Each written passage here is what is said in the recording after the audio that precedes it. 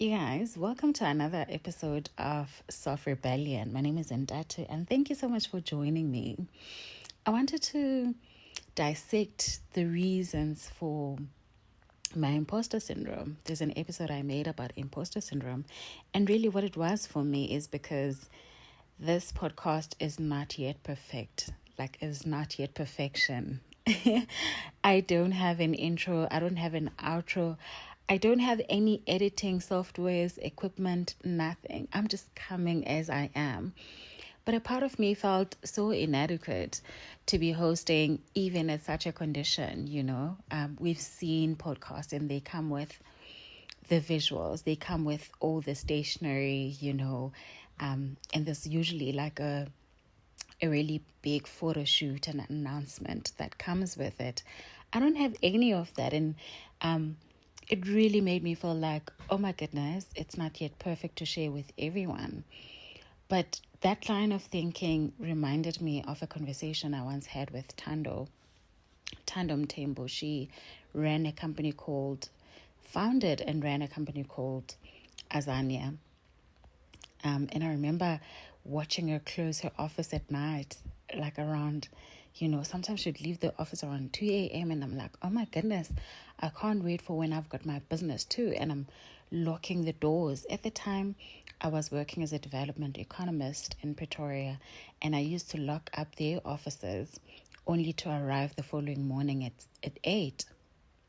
So I thought, at some point I'd love to, run my own company and lock my own doors. That's the dream, right? And I had that dream, which came much sooner than I'd realized when I'd lost my job. That employer and I were at an impasse, and subsequently I lost my job.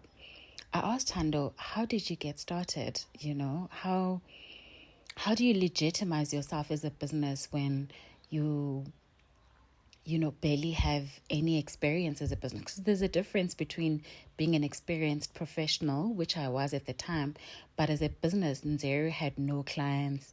It had nothing, And she said to me, what legitimizes you as a business is sales. You could be making 1 rand in sales. You could be making 1 million rand in sales. You are a business. It doesn't matter the amount, as long as you are operating, as long as you do have a client, you are selling a service, a solution, or a product. That's what makes a business. Whether you've got an office or a professional email address, a corporate image, whether you've got these what do you call them, corporate images that we normally use to announce the new entity on LinkedIn or whichever other platform. None of that makes you a viable business. Yes, it is nice to have, and maybe it helps with the aesthetics of the business, but it doesn't determine whether or not you're a business. What determines is the sales, and it doesn't matter the amount. And I sat with that, I struggled with it for a bit, because obviously we only glamorize businesses that are performing well financially. But it freed something in me, because I had felt like when I get started, let me, get that website, let me get the office, let me get the employees. But I was in no position to get that at the time. I would have just committed to a financial suicide because I couldn't afford it at the time, even though I felt like all of those things would have made me a credible entity, and that's what would have brought me business.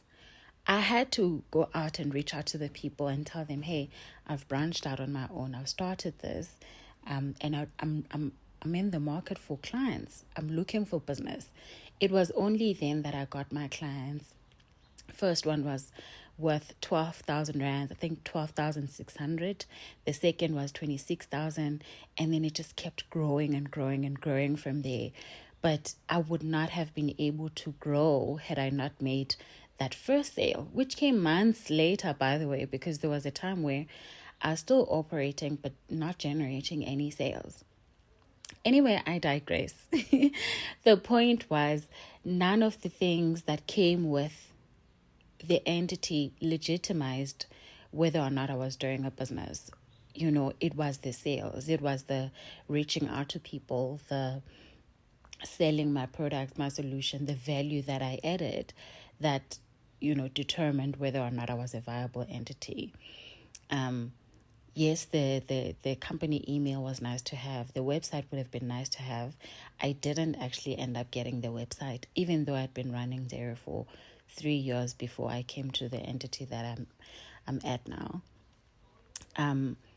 And I remembered all of those conversations I had with Tando when I was thinking about how inadequate I feel as a podcaster, or a host of a podcast that doesn't have all these fancy things which would have made it palatable to listeners. Yes, maybe having a microphone would have made the sound quality better and improved the experiences of the listeners. But for now, I still have the content, the substance of what I want to discuss is still just as valuable as if I had a microphone. None of that legitimizes the value in the content that I have to share. So I had to remind myself that, and I thought it's really important that I share, because maybe there is someone who feels like they aren't ready to start something because all of the pieces are not aligned yet. There's a saying that goes, it's progress over perfection.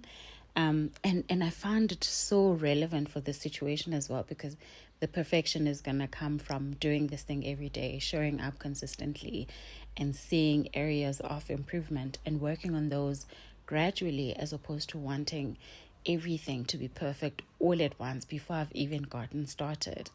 The feedback I'm going to get, it's all part of the process. It's going to be, the information I use to improve this podcast, to improve the experiences of the listeners.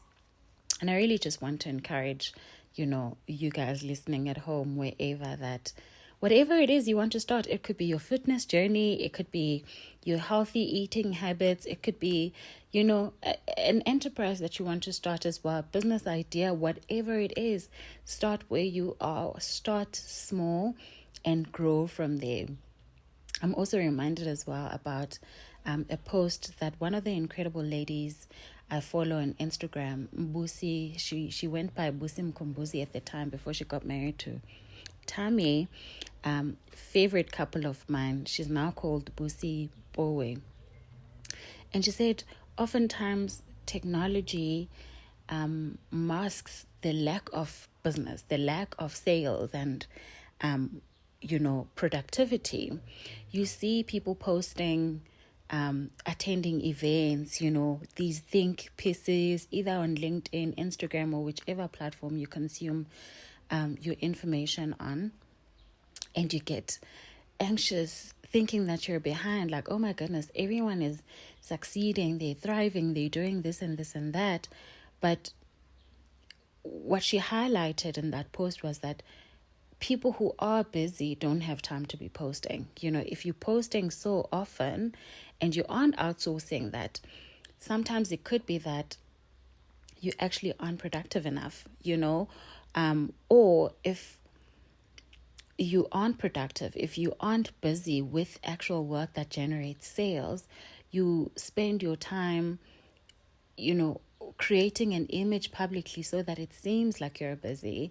And maybe people do that to attract sales, but also at the same time, it's such a double-edged sword, because really, you don't have time to be posting when you're busy. You know what I mean? If you're busy working, you don't care about how you appear to the rest of the people, because you're just so engrossed in your work. You are so, busy. You're just in it. A friend of mine said he gets really, really worried when I'm not posting on social media, because then he knows that I'm not okay or I'm busy or whatever. Then that's when he checks on me, because I lie idle when I'm not busy. When I've got free time, I will post. But when I don't, then he knows something is wrong, or, I must be really, really busy. So then he makes time to check up on me. And that resonated as well, to say we can use technology to mask, and by technology, I mean posting and seeming busy on the socials, when actually the business is not doing really, really well, or whichever enterprise you've established clearly isn't occupying your time much.